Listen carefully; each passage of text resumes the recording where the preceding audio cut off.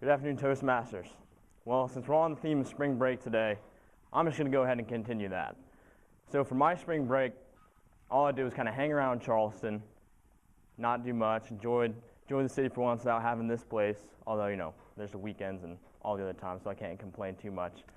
I feel like the older you get here, the less you're actually here. But I went on Wednesday of spring break up to Elon, North Carolina. For those of you who don't know, that's Greensboro area. It's about 4 hours, 20 minutes away from here. I had to interview for fellows programs at Elon Law, which I just found out the other day I'm going to for next year. And on the way up there, beforehand, I'm thinking about all the way up there, and the night before I was up all night tossing and turning thinking, oh man, all these programs to interview for, all these stuff. I'm like, what time should I leave? And I'm like, you know what? I'll give myself some buffer room. Something could go wrong. Well, as you know, Murphy's Law is what can go wrong will go wrong. Thankfully, I gave myself enough buffer room. I left about 8. And from here to Greensboro is about 4 hours and 19 minutes. Now, when I typed this into Google Maps, I was like, 4 hours and 19 minutes? Yeah, I'm definitely going that route. I'm not going the long way. I'll be fine. I didn't realize I was going down country roads most of the way. Well, since what can go wrong will go wrong, after I'm out on the road for about 2 hours, I make it to 78 and 38 and 73 where they intersect, right about the border. Now I'm just cruising along. I know about you. I love my music turned really obnoxiously loud when I'm driving, like long drives. I love driving, getting out there. I have time to think, ponder stuff, deep thoughts. Not really though. And I'm just out there. I'm driving along, listening to my music, and I see the border right up in front of me. I'm like, all right, gonna go to North Carolina. And all of a sudden, I just kind of hear a little bit of shaking. My music's so loud, I can't hear anything. I hear it like faint, it's kind of whispering. Which really is my car just telling me it's Murphy's Law. I'm screwing up your day.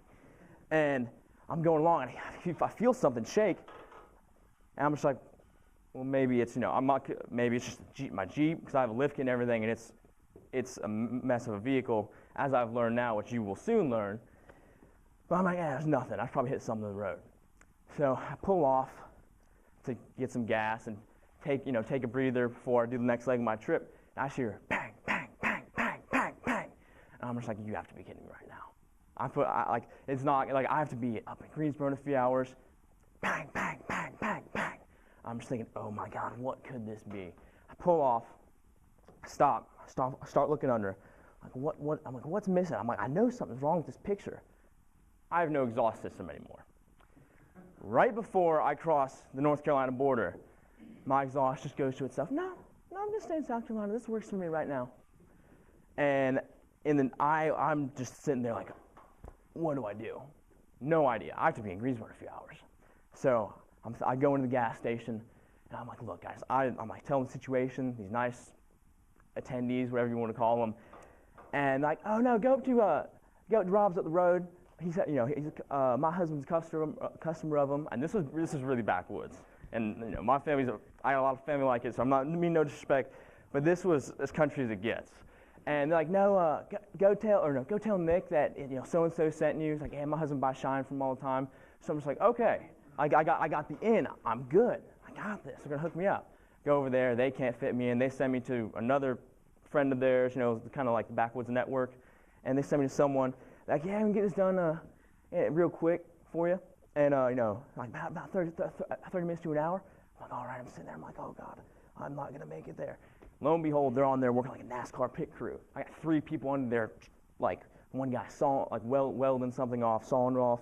People working on it like flies on, well, I won't use the term because this is Toastmasters. But so I finally, they get it off in the nick of time. And now, I don't condone speeding, but let's just say I was topping out my speedometer when on the way there, because I'm like, oh my God, I'm barely going to make it. Get there, change in a dirty Hardee's bathroom with a homeless person, and then go in for my interview. All goes well, walk around Greensboro a little bit, get a feel for it, go to leave, it's about 8, it's a 4-hour drive. I'm like, all right, I'll be back for around midnight, I'll be all fine, I'll be all right, I'll be fine. What's going to go wrong? Well, Murphy's Law came up again. It's like, no, I'm going to ruin your day again, Jordan. And on my way back, just cruising down old country roads, and because they haven't been paved since, I don't know, probably 1870, all they have is a little blacktop traced over the cracks. And because of my Jeep and how beat up it's been, I've taken through the mud enough times, and my steering starts to go. And I start going all over the road. And it's uncontrollable, moving left and right. To the point, cause it's already bad, but it's getting to the point where I'm just this the entire time. And I never drive with two hands, but that was probably the first time in my life I've ever driven white knuckle the entire way. Down old country roads, semis coming. I'm like, okay, what can get worse? What can go wrong? Well, Murphy Stall rears his head again and says, "Oh, Jordan, just screw your day up again." And on the way, I get on on 26 once I get through Florence, and apparently we had a big windstorm, and there's down branches all over 26, and it's 3 in the morning, and I'm falling asleep, and I'm like, I'd stop for coffee, but as you know, there's not a lot on 26 in between Charleston and Columbia. It's just straight and trees, and a lot of these trees decided they would be in the road. So I'm white knuckle again, fighting the sleep. So you're in that stage where it's like just running on adrenaline, just hoping that don't come down. And then all of a sudden, I start to pass someone, and I see this lights behind me, and it's getting real close. I look, all I see is the grill of a giant semi. It's a semi just covering my back window. He's every bit of 4 feet from me. I rear off, because that's the one thing I'm afraid of is semis. So I guess getting squished by semis is probably something I'm terrified of. But I hate them more than anything in this world. So I veer over. I'm like, what else? Like, what can go wrong? I'm like, at this point, I just accept Murphy's law. I'm like, all right, I have a pastor, and his name is Murphy, and he's really messing my day up.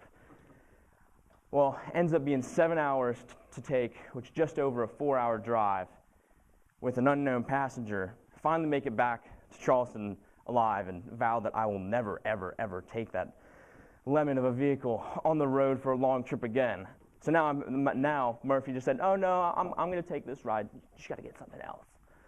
So what I realized was no matter how much planning you do, no matter how much prep you can do, Murphy's Law, life is just going to throw you a bone and say, "No, you're going to screw your day up," but you got to learn how to adjust to it, how to deal with it, and that's just fact of life. Thank you.